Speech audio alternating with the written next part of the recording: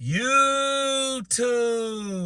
What's good, guys? It's your boy TD, and I'm back again with another video for Fantasy Good Sports, guys. And today's video is going to be on a running back rookie sleeper that you should be stashing. Now, I'm not saying this guy is going to be elite guy and take him in the first or second or third round, but this guy is a stash. So you can even wait late after your draft is over and get this guy off the waivers and stash him. Dynasty, he's probably going in the fourth round, depending on your league format, how you do your dynasty drafts for your rookies. So, guys, make sure you hit the like button and subscribe to this channel. This is cutting edge content. Also, guys, make sure you cop that draft guide. It's coming out May 5th at 12 o'clock p.m. on Sunday.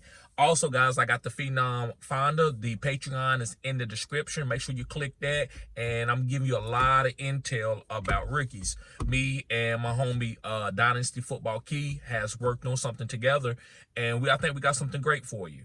So, guys, make sure you give him a follow, too, at his channel, Fantasy Football Key. Really great guy. Really got a lot of great knowledge about Dynasty football.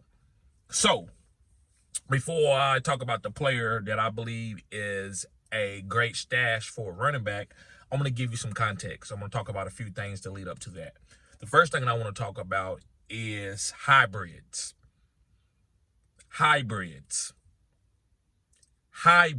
I've been talking about hybrids for what, 4 years now? This is going on my 4th year for my fantasy channel. And I've been telling people that hybrids are taking over the game. So, and I don't want to get off topic here, guys. I want to stay on the topic about the guy that I'm talking about, and I want to bring everything in together.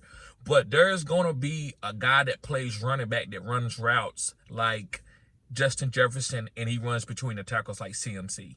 So kind of like a Debo guy, but even better at being Debo. A guy that can run routes like Justin Jefferson, and a guy that's going to be fast like Tyreek, and a guy that could take 20 carries like a Derrick Henry. Now, you might say, well, is that going to be all of one of those running backs? No, but they can do a little bit of everything.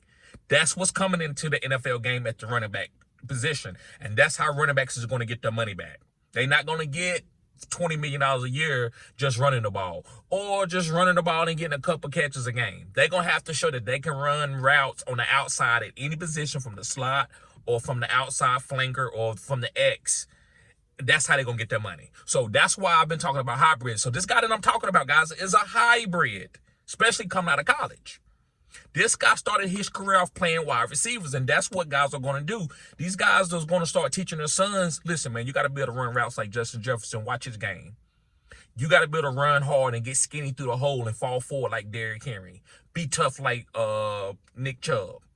You're not going to see these big, bulky guys that can't move and just, I want to run over everybody. You're not going to see that. I'm not trying to shame Derrick Henry. Derrick Henry is special what he does. And every so many years, you will see a guy like Derrick Henry, like a Shaquille O'Neal. I'm just a pure post guy, and I dunk on you. But you will see Hakeem Olajuwon guys who can do everything, who can play defense, and I don't mean that in like a football sense, but he can do anything. You can put him, line him up anywhere on the football field, and he can be great at it. That's what running backs are doing. The guy that I'm talking about, he can do that.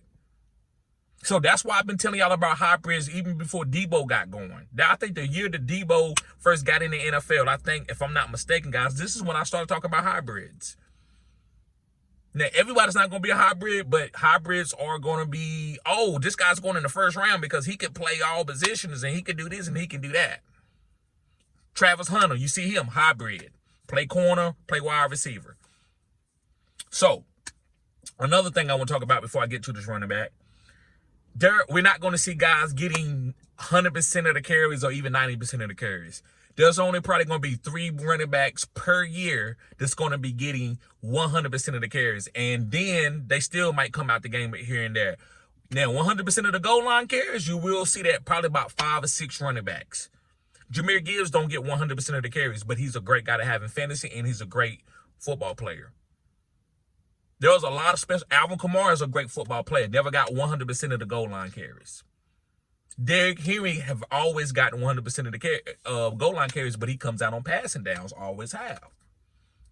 So you're going to have to choose between two running backs who you want on your team. I told people last year to get David Montgomery and Jahmyr Gibbs and play them together so you can squeeze. Now, this video is not about squeezing. I got videos about squeezing. A lot of people faded those videos, but those videos are a lot of great intel about playing the guys at the same time. So I love David Montgomery last year, even though I know Jahmyr Gibbs will be good later in the season because he's a rookie running back. That's what they do. They take over later in the season.